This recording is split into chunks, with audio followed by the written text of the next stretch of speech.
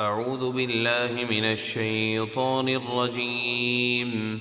بسم الله الرحمن الرحيم.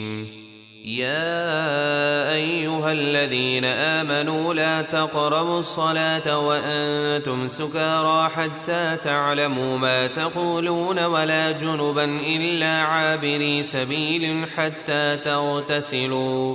وإن كنتم مرضى أو على سفر أو جاء أحد منكم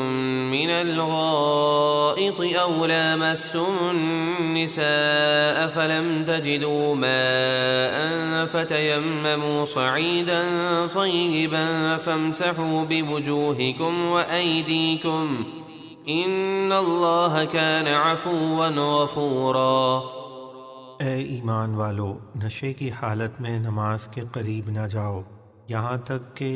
تم جو بات کہو اسے سمجھنے لگو تو نماز پڑھو، اور نہ ہی ناپاکی کی حالت میں نماز کے قریب جاؤ جب تک غسل نہ کر لو، مگر یہ کہ تم سفر کر رہے ہو اور پانی نہ ملے تو تیمم کر کے نماز پڑھ لو، اور اگر تم بیمار ہو یا سفر میں ہو یا تم میں سے کوئی قضائے حاجت یعنی بیت الخلاء سے آیا ہو یا تم نے عورتوں سے قربت کی ہو، پھر تم پانی نہ پاؤ تو وضو اور غسل کی جگہ پاک مٹی سے تیمم کر لو، اس طرح کہ اپنے چہرے اور اپنے ہاتھوں کا مسح کرو، بے شک اللہ بہت معاف کرنے والا نہایت بخشنے والا ہے۔ ألم تر إلى الذين أوتوا نصيبا من الكتاب يشترون الضلالة ويريدون أن تضلوا السبيل۔ اے حبیب، کیا آپ نے ان یہودی علماء کو نہ دیکھا جنہیں کتاب سے ایک حصہ ملا، یعنی وہ توریت کے ایک حصے پر ایمان لائے اور جس حصے میں سید الانبیاء کی شان و عظمت کا بیان تھا اس کا انکار کر دیا۔ وہ گمراہی خریدتے ہیں، یعنی حضور علیہ الصلاۃ والسلام کی شان و عظمت کا انکار کرتے ہیں اور چاہتے ہیں کہ تم بھی سیدھے راستے سے بہک جاؤ۔ واللہ اعلم باعدائکم وکفی باللہ ولیا وکفی باللہ نصیرا۔ اور اللہ تمہارے دشمنوں کو خوب جانتا ہے، اور اللہ تمہاری حمایت کے لیے کافی ہے، اور اللہ کافی ہے تمہارا مددگار۔ من الذين هادوا يحرفون الكلم عن مواضعه ويقولون سمعنا وعصينا واسمع غير مسمع وراعنا ليا بألسنتهم وطعنا في الدين ولو أنهم قالوا سمعنا وأطعنا واسمع وانظرنا لكان خيرا لهم وأقوم ولكن لعنهم الله بكفرهم فلا يؤمنون إلا قليلا۔ کچھ یہودی توریت میں اللہ کے کلمات کو ان کی جگہ سے بدلتے ہیں، اور اے حبیب آپ کے سامنے زبان سے کہتے ہیں ہم نے آپ کا حکم سنا، اور دل میں کہتے ہیں نہ مانا، اور زبان سے کہتے ہیں آپ ہماری بات سنیے، اور دل میں کہتے ہیں آپ سنائے نہ جائیں، یعنی بطور گستاخی کہتے ہیں کہ آپ سن ہی نہ سکیں، اور اپنی زبانیں مروڑ کر اور دین میں طعنہ زنی کے لیے راعنا کہتے ہیں، اور اگر وہ یہ کہتے کہ ہم نے سنا اور مانا اور حضور ہماری بات سنیے اور ہم پر نظر کرم فرمائیے، تو ان کے لیے بہت بہتر اور نہایت درست ہوتا، لیکن اللہ نے ان کے کفر کے سبب ان پر لعنت کی تو ان میں سے تھوڑے ہی ایمان لاتے ہیں۔ يا أيها الذين أوتوا الكتاب آمنوا بما نزلنا مصدقا لما معكم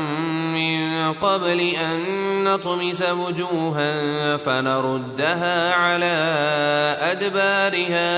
أو نلعنهم كما لعنا أصحاب السبت وكان أمر الله مفعولا۔ اے اہل کتاب، ہمارے نازل کیے ہوئے قرآن پر ایمان لاؤ جو تمہاری اصل کتاب توریت کی تصدیق کرنے والا ہے،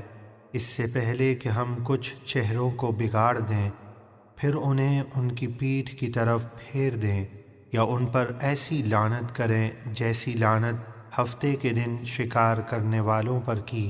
اور اللہ کا حکم پورا ہو کر رہتا ہے۔ ان اللہ لا يغفر ان يشرك به ويغفر ما دون ذلك لمن يشاء ومن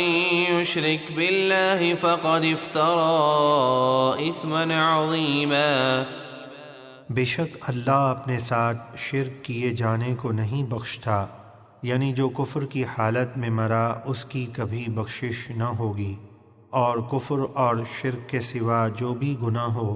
اللہ جس کے لیے چاہتا ہے معاف فرما دیتا ہے، اور جس نے اللہ کا شریک ٹھہرایا تو بے شک اس نے بہت بڑے گناہ کا بہتان باندھا۔ ألم تر إلى الذين يزكون أنفسهم بل الله يزكي من يشاء ولا يظلمون فتيلا۔ اے حبیب، کیا آپ نے ان اہل کتاب کو نہ دیکھا جو خود اپنی پاکیزگی بیان کرتے ہیں، بلکہ اللہ جسے چاہتا ہے پاک کرتا ہے، اور ان پر دھاگے کے برابر بھی ظلم نہیں ہوگا۔ انظر كيف يفترون على الله الكذب وكفى به إثما مبينا۔ دیکھیے وہ اللہ پر کیسا جھوٹ باندھ رہے ہیں، اور ان کے عذاب کے لیے یہی کھلا گناہ کافی ہے۔ صدق اللہ العظیم۔